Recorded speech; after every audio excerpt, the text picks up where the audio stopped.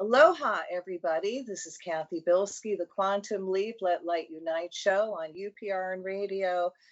And Lordy, this is Friday the 13th, and it is also a full moon. So I hope y'all are doing okay. It's been a really wild and crazy day for me. Now, I have a special show. And for those of you that have followed my shows lately, you know that I've been really putting my attention on people that have been incarcerated. And I have to say, Spirit put this before me. They made me binge watch Orange is the New Black. And, you know, when you go through, it was 7 seasons. And it was also so good that I would go through one show and I would go, oh my God, I can stay up a little later. I can do one more. The last season tore me up, and I'm telling you, if you can get through the last 2 shows without crying, you are not human. It tore me up so much. I couldn't sleep that night. I was having nightmares, and I don't dream, okay? The next day, I was all total in tears, but what it did, it got me off my ass to do something. You know, what can I do from Hawaii? We don't have prisons here. They send everybody out of state, which I think is very inhumane because now you are totally detached from your family. Absolutely. So I got on and I typed in, how can we help, immigrants in prison? Duh. So it came up with 20 things to do. And I did a show on that a couple weeks ago. So if you guys want more information, check it out on YouTube. So I did, and I can say now, I went through the list, I'm a pen pal, but I'm also thinking, God, what else can I do? And it's like, duh, I have a radio show. So I have this wonderful woman that I've met. I think it was very divinely brought us together because I was guided to see you on YouTube.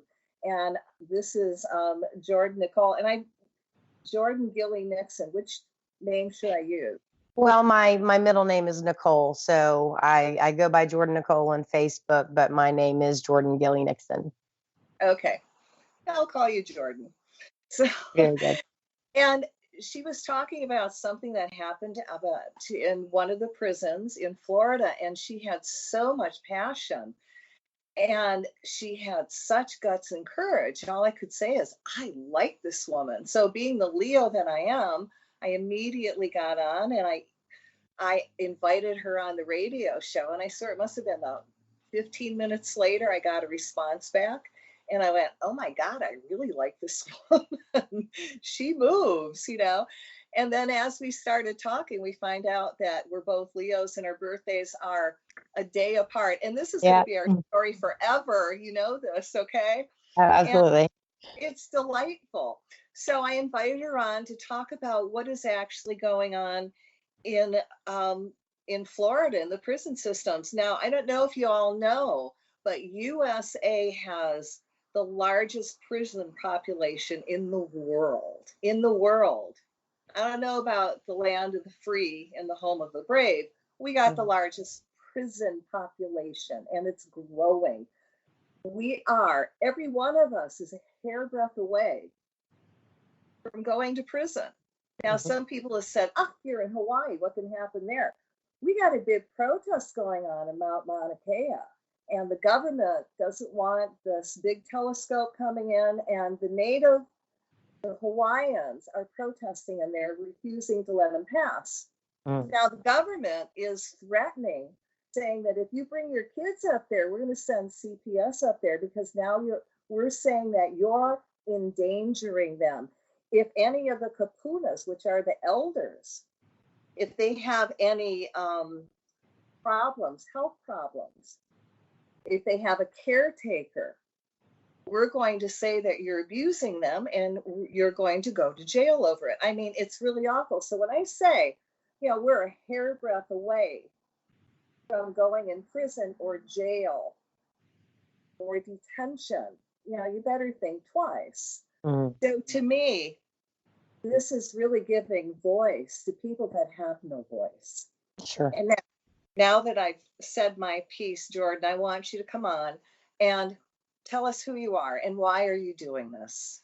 Absolutely. Well, thanks first off, Cathy, for having me. I do appreciate it. Just the fact that you have this kind of topic or forum on your platform is wonderful, because we do need to get the word out. It is absolutely imperative that we do so. Long story short, my name is Jordyn Nixon, formerly inmate Jordan Cahill 154363, Florida Department of Corrections inmate. I was incarcerated on a charge of armed robbery from 2006 until 2013. I had a 120-month sentence, which I did 85% of in Florida, so exactly 8.5 years.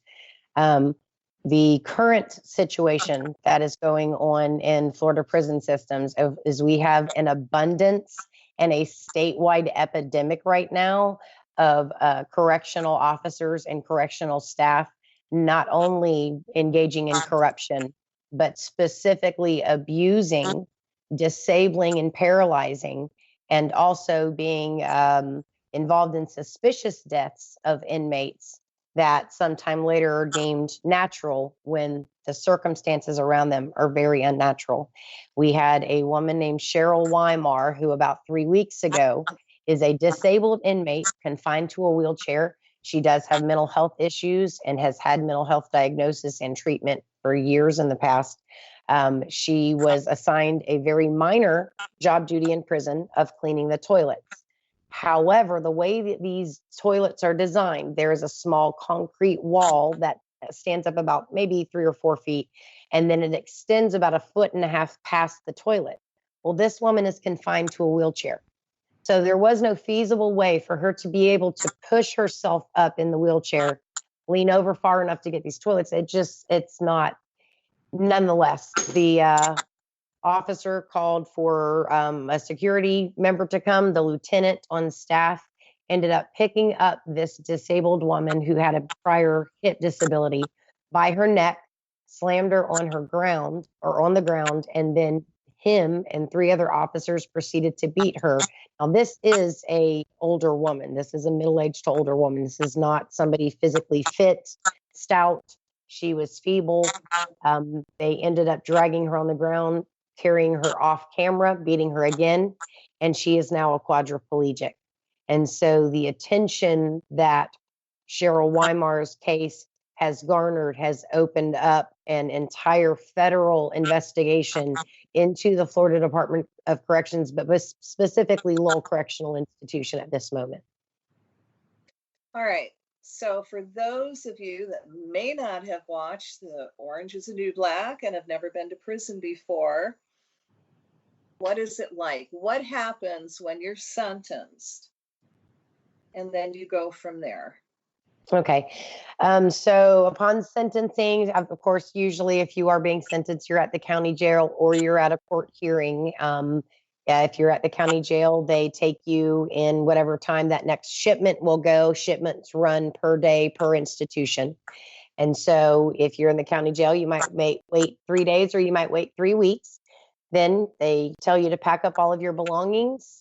They put you onto a bus. They send you to the prison. Upon arriving, you're in a room with however many girls you came in with. It could be 7, it could be 17 or 30. You're all ushered into a room where everybody has to unrobe. And then in front of officers, there is a physical body search where you lift your hair, mouth, things of that nature to ensure that you're not holding any contraband anywhere.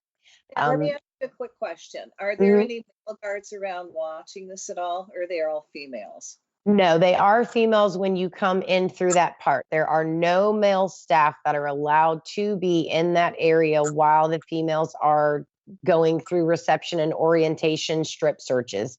Also, if an inmate is leaving visitation, as you go into visitation and as you exit visitation, you're also strip searched to ensure that you're not bringing in contraband from visits. And so during that time, you're also strip searched, but no male, again, is allowed to be in that vicinity whatsoever. Okay, so now you're in the prison. Mm-hmm. Okay. You're in the prison. They put on, at this point, they put on outdated tapes that they made 10, 15, 20 years ago that goes over if you are a victim of sexual assault or rape, you need to report it, but it's outdated and it's irrelevant. You watch these videos that is supposed to be your orientation while officers are screaming commands at you, and it goes very fast. It's very overwhelming.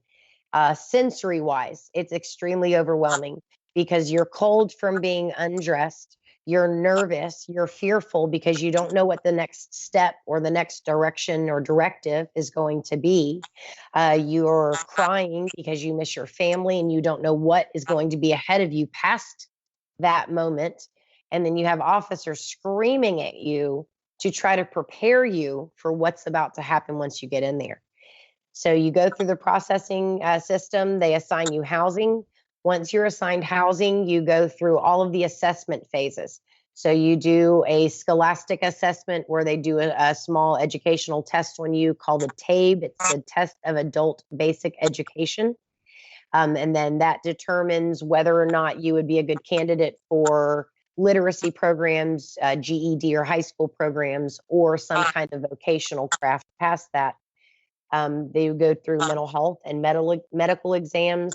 They ask you for your prior records, but I can tell you from my experience, they asked me for my physical records prior to going to prison because I had a physical disability. And when they received them, they told me there was nothing wrong with me, and their doctors re-diagnosed me as completely healthy. So same thing with mental health records. The doctors at the Department of Corrections are who designate what your mental health disorders are, what they will treat you for, what they will medicate you for, and what they will recognize. And so because of that, they are left up as the ultimate authority in your entire network of your life. So at this point, once you do your testing, all of your assessments, they assign you to an institution, and they do that based off institutional need. And so if one specific compound has inmates that can only be medium to minimum custody with no high level of mental health issues, the inmates that just came in that run, if they meet that criteria, they will go to that prison to fill those beds. If they also need a lot of mental health inmates for the mental health facility that they have or the wing that they have, they'll move those inmates to the mental health facility. And so it's based off numbers. It's where your numbers click somewhere on that system based off every piece of information they inputted in there. Is this a private prison? No, there's only one private female prison in the state of Florida, and that's Gadsden Correctional. It's just outside of Tallahassee. All of the other prisons are state-run, so they are Florida Department of Corrections prisons. Gadsden Correctional is actually run by a private program called MTC. Describe what it is once you get your room, what you actually slept on. Well, you don't get a room. Well, that varies. Okay, so let's just say 90% of the dormitories on Lowell Correctional Institution are all open bay dorms, meaning you sleep in a room that is open with in between 180, 200 inmates. If you happen to be put into one of the older archaic dorms, they still have the two-man cells. And so they do house people in those, but the percentage is extremely small. So mostly it's open bay dorms. You come in with your belongings as a new inmate. They put you in with new inmates. And then once they transfer you to your permanent housing or your layover housing, wherever you go until you're permanently housed, it's daunting. That's the only thing I can say. It's very scary because you don't know who you're going to sleep next to. You don't know if they're going to hate you. You don't know if they're violent. You don't know if they have 30 years or 2 months. You don't know what their charge is unless you get to know them. And if you get to know them, that's very dangerous as well because criminals are criminals. Prison is meant to house people who have broken the law. But unfortunately, even when you go in terrified, you still have to face these things. So you go in and you'll always find someone in there who will reach out to you, who will come up and say, this is the shower process here.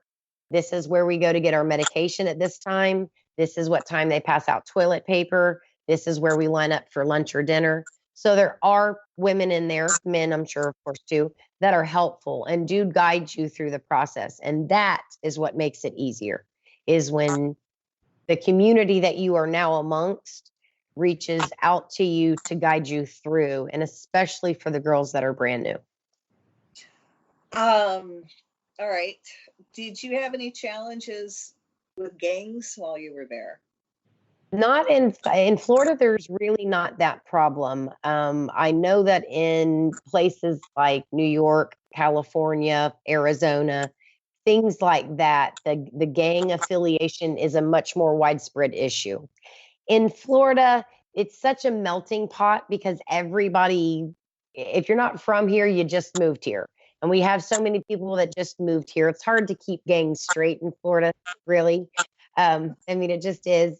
And so in prison, you have families. In female prisons, you have families. Now, I can say in men's prisons, there are probably definitely gangs. I've never been in a men's prison, but I'm sure there's affiliations. But in women's prisons, you have families.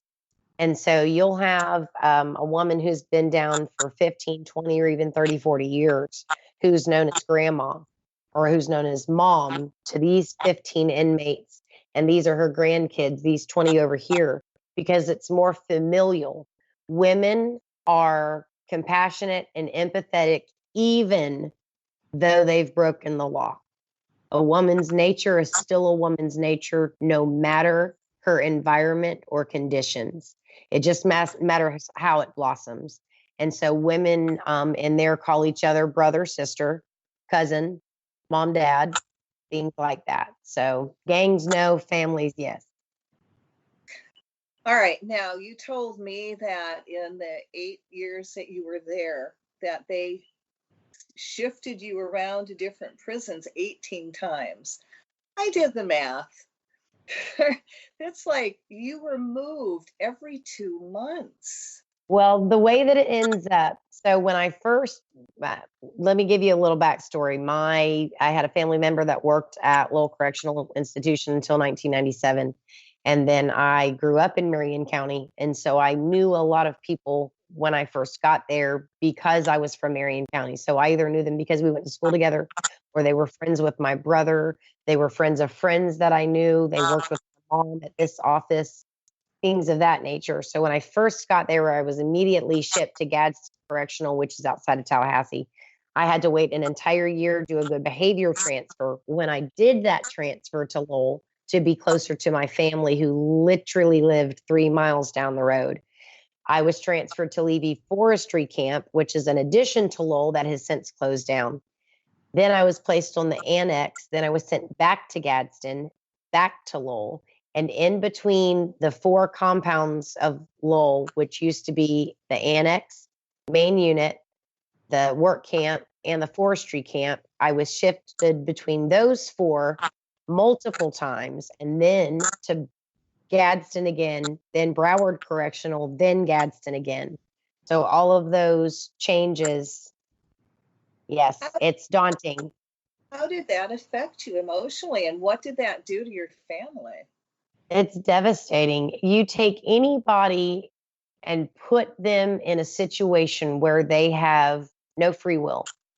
They have no free will to go get in a car and drive or get on a bicycle or walk 10 miles and to see the people that they love the most, and put them in a situation where they're 200 or 1,100 miles away from somebody.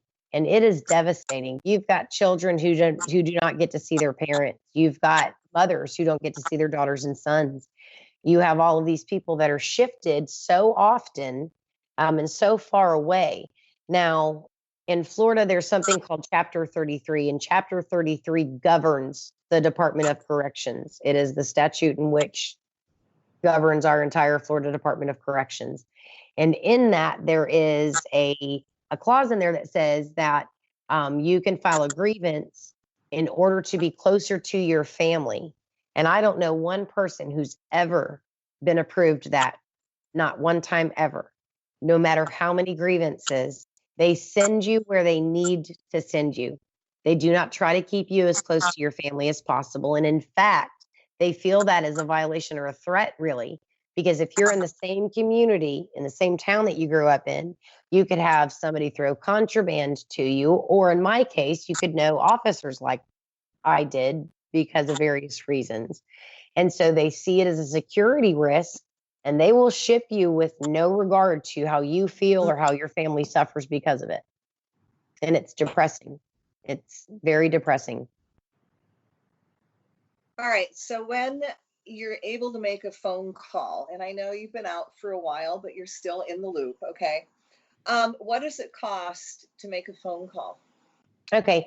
It used to be very expensive. It used to be about $5 per 15-minute phone call. And then they actually reduced it down to about $2.50 per phone call. Now they have something called JPay. And so this would be for anybody that would be interested in having communication, whether that's family member, friend, pen pal, spiritual advisor, things of that nature. JPay is a national communication network that the prison and jail systems employ. And you can actually you can not only do phone calls through JPay, but you can also do video calls like you and I are doing now. You can also do emails. So you can communicate via email. Your family sends you one, you send one back. So there's various forms of communication. And on JPay, they do it by stamps. And so a book of stamps would be about $4.40, and that's for 10 pages of email.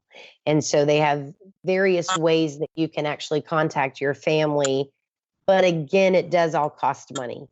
And so that's the hard part, is the family has to foot the bill for that, to be able to keep that communication.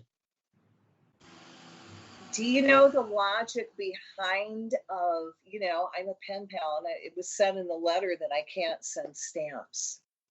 Mm.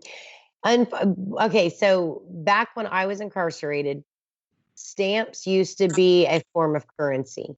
So because you don't have actual dollar bills in there, stamps, if they were sent in, had a value to them. And so I believe that probably in wherever you were sending your mail to, that might be a reason why, because if it's used as a form of currency, it can start fights, it can, create situations that are dangerous and things like that. Wow. Well, how expensive is a commissary? Back when I was in prison, and again, I left in 2013, it was very expensive. It's of course, it's marked up above market value or retail value. What you guys on the outside would pay for a bottle of Suave shampoo at $1.50, we would pay probably $2.75 for that same bottle. A can of soda, instead of being 50 cents per 12 pack, if you get them on sale, we would pay $1.25, $1.50. And I'm sure they're even increased more than that now. And so they definitely make their profit back on the way that they sell the commissary in prisons. Wow. Now, when you make a phone call and you do all this stuff, do the guards actually listen and monitor everything that you Yes. do? Yep. It gives you a prompt before your phone call even begins, for you and whomever you're speaking to on the other side, telling you that phone call will be monitored and recorded as necessary. And so they do. The officers are put on post to actually sit and listen and monitor the inmate phone calls as they come in. And so they definitely do. I've seen a lot of people get in trouble for conversations that they had over the phone. But let me also say this, because these conversations are recorded, these actually lend a lot of weight and credibility to the allegations and the accusations a lot of women had made through the telephone system. And something that I brought up with the Office of Inspector General, Department of Justice the other day, was that the telephones, the proximity to them, one is about 36 to 48 inches from the other one. So if you're an inmate and you're trying to report in confidence something that happened to you or somebody else, you cannot. There is no confidentiality. And then also, because it's an acoustic hallway, there's no carpeting, there's nothing to absorb any of the sound. It's an acoustic hallway. So if the officer has their door open, they can hear you relaying that tip online or over the phone or to your family or to the tips hotline. So it's a very dangerous situation when you are trying to report information and you know that it's being monitored and can be used against you very horribly. Now, you talk about prison guards and that they're generational down there. Very much so. And I understand that you guys in Hawaii don't have a prison system, so it would be very hard to understand that. Which, and I remember you said at the very beginning that regarding the protests and the elders potentially being arrested and threatened and things like that. And not just that. I mean, crime hits anywhere, drug addiction hits anywhere, family violence hits anywhere, child pornography hits anywhere. Any of those things can hit any one of us at any time. It could be our neighbor, our brother, our friend, our child, our parent. And so the fact that our police system is using threats of violence or threats of incarceration against people in that manner it's a huge discredit to what the police force should stand for.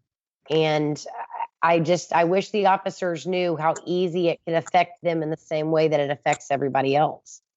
Well, you were explaining to me that a lot of the prison guards, their family works there, their grandfathers work there. Sure. All I can liken it to, I was raised in Michigan, and at that time I'm 66, where we had factories, and the family's in, but sort of the same, but not quite. Well, yeah, absolutely. I mean, if those factories were, doing some corrupt stuff and everybody was kind of washing each other's back, then yes, I understand that. But down here in prison corruption in Florida and the Department of Corrections, this is not something new. This isn't something that just came to light and then everybody's amazed about. This is something that has been going on for generations. And then beyond that, you have officers, you have wardens, you have secretaries, you've got all of these different positions, medical staff, classification, administration, who all in some manner are intermingled. They either go out drinking on the weekends. Their father and their grandfather were two wardens for X amount of years. They're starting to date. They start having children and get married. So it's very intermingled down within the staff in the Department of Corrections, and specifically at Lowell, again, because it is such a huge institution. And so because you have this generational network, the officers that have the most credibility, the most I guess, best reputation would be those whose family has been in the Department of Corrections longer, because they have more of an image to uphold. So therefore, those that work with them and those that work for them are more apt to help them hide, help them falsify, help them, because they have the connections that can get them in, get them out, get them hired, fired, etc., that can roll over pension plans into 401ks when they know they are under investigation and they automatically quit their job, but they still get their benefits and a very large amount of that. So they share information. They share information about inmates, about officers. They have staff meetings and point out in front of an entire room of staff who the officers are who are inmate friendly. They point them out so that they can then be targeted. It's a very deceptive good old boy system. Wow. All right. Now, in Lowell, they had different sections. So would you say, did they have like a maximum security and then a minimum in the same prison? The way that it is, like Gadsden Correctional Institution is medium security to minimum. You cannot be a maximum security inmate there. At Lowell, however, it's maximum to minimum. So it houses everybody on that spectrum. And the way the housing is like me, I had an armed robbery charge, and I had medium custody and then minimum custody, but I slept upside down next to all women that had maximum sentences who had life sentences. And so there is no separation. There is no differentiation. You're just an inmate and they need a bed for you. So they put you there. Okay. Now, in the show Orange is the New Black, they kept referring to the guards writing up inmates for infractions, and they called them shots. What are they talking about? They never explain that, other than sometimes the inmates scared and sometimes they did care. Yes, ma'am. I believe that's probably like a federal term. There's a lot of differences between federal prison, like the show, and state prison. But in prison, we have disciplinary reports. So they're called DRs, and corrections or CCs. And so it wasn't a shot, it was a CC. A CC took away 3 days of your gain time. So it's just a write up from the officer that you had a salt packet in your pocket that you weren't supposed to, or you were standing on the side of the line when you weren't supposed to, or you spoke when you weren't supposed to. And they take 3 days of your good time incentive. Okay, lovely. All right, how bad is the suicide rate in prison? The suicidal ideation and the suicidal tendencies are greater than the actual suicide rate. The way that, the best way I can explain it is, imagine waking up every day wanting to die, but not wanting to do it. That is the way prison is.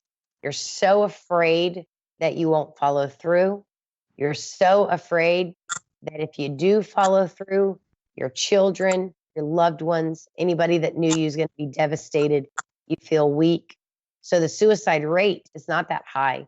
The suspicious death rate is very high. The amount of women who are dying under suspicious circumstances and then it's being deemed suicide or deemed natural causes, that is where the problem lies. So yes, people that are incarcerated, most of them at some point have had suicidal ideation and suicidal thoughts or even tendencies. Maybe they've even tried it once or twice.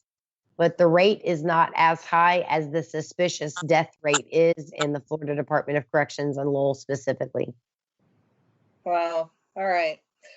Okay, let's before we go, I want to talk really quick about how many inmates fall for their captors.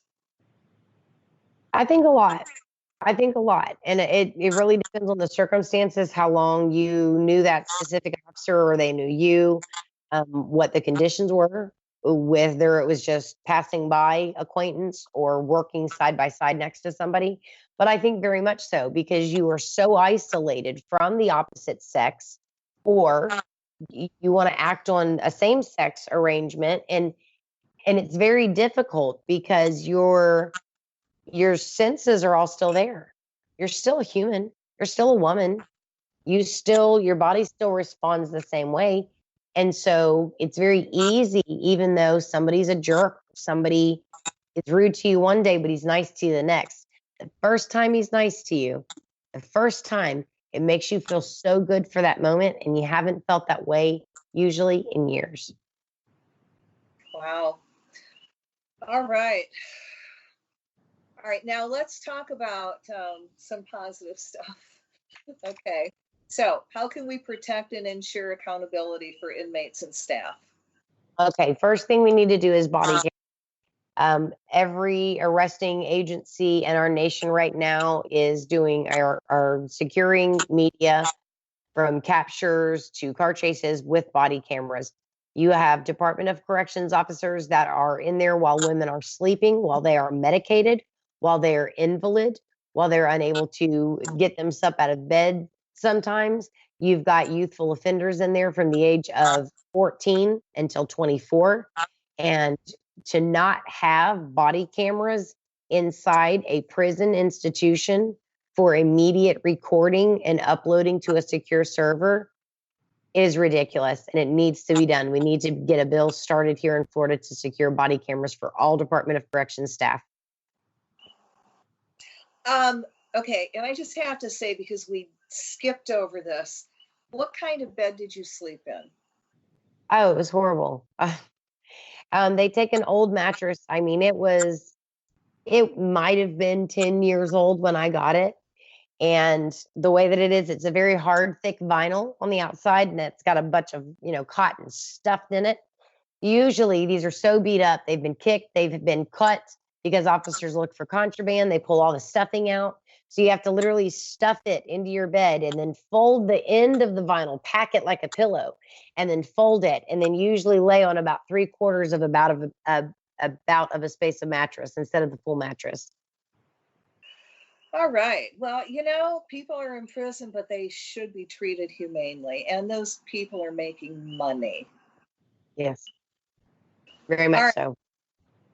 Okay. Now, how can you ensure proper reporting? What the reporting process is now, there is a paper form that you can get as an inmate. It's called an inmate grievance, and you can write a grievance on a piece of paper. It gives you maybe 10 or 15 lines to actually write on, and then you have to turn that in. When you turn it in, multiple staff members handle that material. So every staff member that does has accessibility to what grievance you wrote, against whom you named, etc. So what I suggest is that the inmates can now use the JPay system to email friends and family. I believe there should be an option on there to email the Inspector General, the Office of Inspector General, and the Department of Corrections and Florida Department of Law Enforcement directly, so that no corrections staff on the compound whatsoever has any access to that material. How can we prove the Department of Corrections is holding its officers accountable? Florida Department of Corrections needs to start acting with transparency. They need to start releasing immediate press releases and breaking news about officers arrested in their compounds. They also need to advise inmates when these officers have been arrested of impropriety, and not allow inmates to just spread rumors, because we all get information from various sources.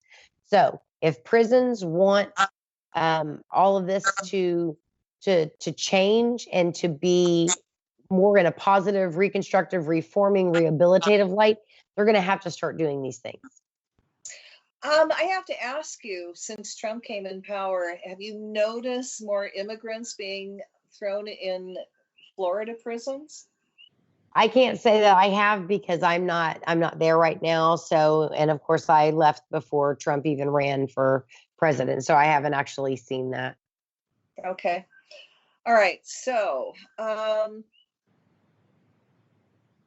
what are the ways to decrease prison violence from officers to inmates?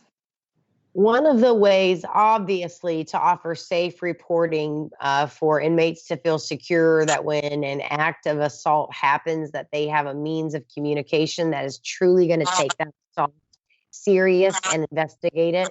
But also, I believe that the officers that are housed too long in a situation or in a housing area, a job assignment, you become comfortable with the inmates.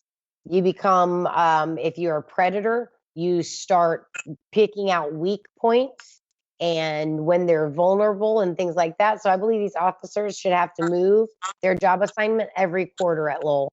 Lowell has 4 correctional institutions that house women and 1 that houses men across the street. And I believe that the officers should have to switch posts, so that every 3 to 4 months, these officers are switching posts so that comfortability does not occur. Well, how can you prove that the Department of Corrections is holding its officers accountable? What we would like to see again is immediate press releases when these officers are arrested. Very rarely does that happen with an immediate response. Usually it's a local newspaper that actually picks that story up and circulates it. And so we're told that way. But as far as them being accountable, we need to see immediate firing for small incidences, and we need to see arrests for large incidences. It takes so much for an officer to be arrested in Florida for crimes against people in prison. What's a small instance? A small instance would be if, let's just say, there was an officer and an inmate that were nose to nose, and the officer said the inmate pushed him first, and the inmate said he pushed her first. If just that touch occurred between them, if that was a small incident, a big incident would be that they hold down and rape an inmate. They pick up an inmate from a wheelchair and slam her on her neck. They sodomize an inmate that's only 17 years old. There needs to be actual accountability where these are arrested for these horrific crimes. The officers are guarding women that committed these crimes, and the officers are committing the same crimes against them and totally getting away with it. What's the average male to female ratio of staff members to inmates? If I had to say back during my time, it was about 5-to-1 male to female. There were very, very few housing officers or housing sergeants that were female. In fact, I can only remember one female housing sergeant that really was over our dorm for any extended period of time for very long. And she was there, she had a 30-year tenure. But it's about 5-to-1. And these are predominantly Anglo-Saxon white males that live in Central Florida. Should I play dueling banjos? Sometimes. Well, how can you get more female correction officers to apply? I think they need to offer incentives. The male to female ratio is so low right now, and it's a dangerous low. Women provide balance, they provide compassion, they can provide empathy and sympathy in a way that most men don't communicate so well. And I can say that during my incarceration, the female staff that interacted with me on a positive way truly changed my life. And I could name them by name, but I don't want to drag them into this.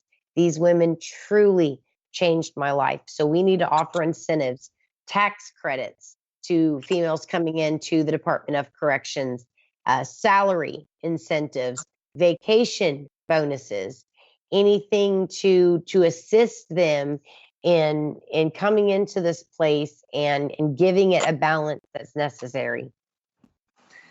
Well, how much of the paperwork that on inmate grievances and threats of violence are actually processed and not falsified? Very few actually get processed from beginning to end. When you turn it in, the likelihood that is not going to be processed is about 90%. And what I mean by that is you won't hear a response. You won't get any mail back because they're supposed to send you a return slip stating that they've received it. And you sit in limbo and you wait and you wait. Then, because you've waited, there's a time frame that you have to be able to provide that paperwork in. And if you miss that time frame, you cannot refile. And so it's a very slim number. And then the ones that get turned in without officers being physically forced to falsify this. I've had several corrections officers reach out to me since this incident with Cheryl Weimar and Shauna Raymond, who just died September 6th of 2019 from a cerebral edema, who specifically said they were forced to falsify documents for their entire employment at the Department of Corrections. Wow, and they're not brave enough to come out and say it publicly. Yeah, unfortunately not, but I do believe that they are working with the investigators to try to resolve this, to show them what's truly going on. Oh, good. Now, after the inmates leave, officers have access to everybody's private information, and do some of them people after they're?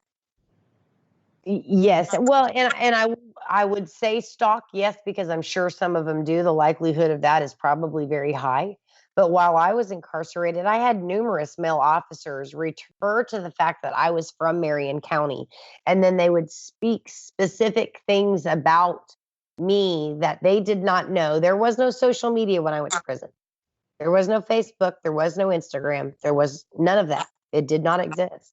And so, excuse me. And so when they would come to me with that information, there was only one way they could have received it. And that was by looking me up. And whether that was using prison search engines or using their own search engines at home, nonetheless, it was done. And then after I was released, I've had multiple corrections officers reach out to me on Facebook. And I know many women who have. These officers actually get trained? They do get trained. In fact, Florida just changed its hiring requirement. In order to be a Department of Corrections employee in Florida, you used to have to be 19. Well, they just changed it to 18. So now, because they have an employment shortage, it's 18 years old. You cannot have any large amount of debt.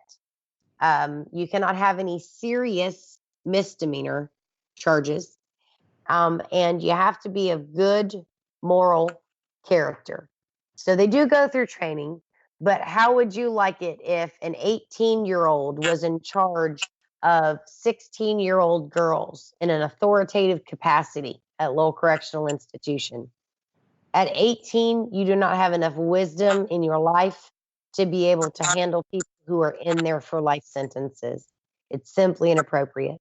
And so they do go through training, but they also go through desensitization so that they learn how to hate inmates before they come back as a certified officer. And I've seen that time and time again. Wow. Wow. Wow. It just, it's horrible. And for those women out there, I wanted to touch base really quick because it is damn important. When women on their moon cycle, are they actually supplied tampons, or do you have to buy them? Well, they give out a monthly supply to you of pads. They used to give out tampons, but when I was in prison, it was just the maxi pads that they would give out on the end. They stopped giving away tampons.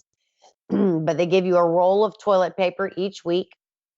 And then they give you X amount, 6 to 12 maxi pads. If you have a heavy flow, you have to use 3 of them at a time, by the way, because they're this big and they literally are this thin. And as soon as you have your cycle, so you have to use 3, around 3 at a time, just to be able to not have blood in your clothes. And if you have to have any more, if the officer station has them, you'll get them, maybe. Depends on the officer. Sometimes they withhold supplies. They do it out of true spite and evil. But you can buy them, but if you don't have money, you cannot. How important is it for people to get letters and have a pen pal? It's the most important thing in the world to have communication with somebody outside of that place. If you've ever, when you asked me in the beginning what it's like to be in there, for anybody that's listening or watching, imagine going into your bathroom and turning off the light, locking the door and barring the door, and you're hungry and you're cold, and the bed that you have to sleep on hurts your back, and you can hear all of your family at a family reunion outside in the living room. And you hear the laughter, and you hear them talking about a wedding and growing up, and you remember when Uncle Paul died, and you hear it all, and you smell the food. You can feel the love, but you're in that cold, dark bathroom by yourself. That is what prison feels like. That is what prison feels like. So it's very needy. Needy's not the right word. It's a very. Have you ever seen the movie with Robin Williams where he goes to heaven? Probably lifetimes ago. Okay, well, in this, he's in this netherworld, and it's a place for lost souls, and you just see these faces of anguish in there, and it's coming out through this mask, and you see the terror and the sadness. That's what prison's like. That's what it feels like. It feels like you're never going to get out. I only had 10 years. There are people in there with life sentences and 30 years that it's a despair that you'll never know unless you have lived it. So having a pen pal from the outside world is really a treasure. Yes, ma'am, it is. Because of the despair being so great, having any communication with someone on the outside, it provides so much joy just to hear your name called for mail call, or to be able to call somebody and have them, tell you what they cooked that day. Okay, now I don't want to put this on you, but I'm going to. If people want to be a pen pal with, women or even the men down there at the prison, how can they do it? In fact, if they are listeners of yours, they can actually reach out to you, and I can start sending information for girls that are looking for communication, whether that's spiritual advisors or just somebody, to send them a card every month and say, hey, just thinking about you. But I could do that. And then also, you can always go onto any Florida Department of Corrections website or any state correctional website, and you can do an inmate search, and you can find people within your own community and things like that. There's all types of pen pal websites that you can sign up on. Just be very careful in that, because I don't want to promote anything that would hurt anybody. You are dealing with people that have criminal history, criminal background, so you have to be very careful not sending money and things like that. But also showing love, kindness, compassion. And then likewise, the women in prison, even more so, have to be very careful because of people that they trust, because they're nice to them through letters and mail. And then when they get out, they end up harming them. So you have to be very careful with that. Wow. Well, this has been a really eye opener tonight. And I really appreciate you coming on and sharing all this information. And we're going to try to keep this energy going for at least another week and bring in some other people that have been incarcerated and actually talk about what happens after you're out of prison and how people move forward, and what can be done to help them. Wonderful. Well, I appreciate it so much, Cathy. To all your listeners, thank you. Please spread the word. Hashtag Cheryl Weimar, Weimar, and hashtag Shauna Raymond, Reyman, to Florida Department of Corrections inmates that were just recently harmed, one deceased at Lowell Correctional, and we need a absolute federal investigation into that correctional institution. Will do. All right, you Thank guys you. have a nice full moon and a Friday 13th. I think we're ending it really lovely.